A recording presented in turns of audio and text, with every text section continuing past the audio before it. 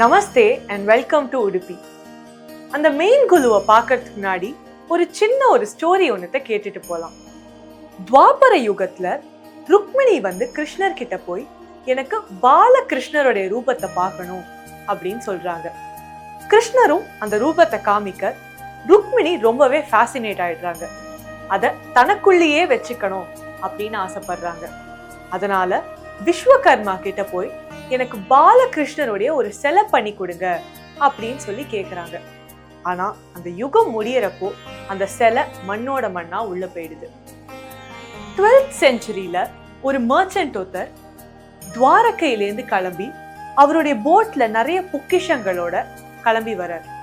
அப்போ வர வழியில ஒரு புயல் ஒண்ணு ஏற்படுறதுனால அந்த போட் ரொம்ப தத்தளிக்குது. அதே சமயத்துல மால்பே அப்படிங்கிற பீச்ல மத்வாச்சாரியா அப்படிங்கிறவர் தியானம் பண்ணிட்டு இருக்கார். அந்த போட்டோடைய இந்த நிலைமைய பார்த்த அவர் தன்னுடைய அங்கவஸ்திரத்தை எடுத்து இப்படி சிக்னல் பண்றார்.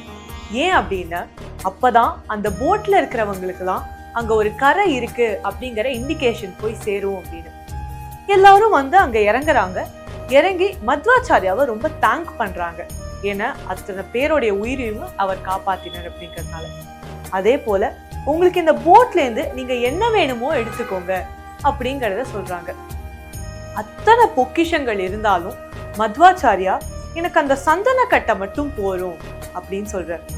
அந்த சந்தன கட்டை எப்படி இங்க வந்திருந்தது அப்படின்னா அந்த போட்டை பேலன்ஸ் பண்றதுக்காக எடுத்து போட்ட மண்ணோட வந்ததுதான் அந்த சந்தன கட்டை. இவர் கேக்குறாரு அப்படின்னு சொல்லிட்டு அவங்களும் எடுத்து கொடுத்துடுறாங்க. ஆனா வாங்கின மத்வாச்சாரியாக்கு தெரியாது அந்த சந்தன கட்டைக்குள்ளதான் அந்த கிருஷ்ணருடைய சிலை இருக்கு அப்படின்னு. வாங்க மெயின் கோலுக்கு போவோம். அத வாங்கின மத்வாச்சாரியா நேரா உடுப்பிக்கு போய் அது ஒரு குளத்துல டிப் பண்றார். டிப் பண்ணி வெளியில எடுக்கிறப்போ அந்த சந்தனம் எல்லாம் கரைஞ்சு அவர் வாட்டியா அந்த கிருஷ்ணருடைய சிலைய பாக்குறாரு. அன்னியிலேருந்து அந்த குளத்துக்கு பேரே மாதவ தீர்த்தம் அப்படின்னு வந்தது. இன்னைக்கு நீங்க உடுப்பி கிருஷ்ணர் கோயிலுக்கு போனீங்கன்னா அததான் அந்த கோயிலோட தெப்ப குளமா பார்க்கலாம். அந்த குளத்தோட படித்துறையை தான் நாங்க இந்த வாட்டி கொலுவா வச்சிருக்கோம். நடுவுல இருக்கிறது தான் மத்வாச்சாரியா.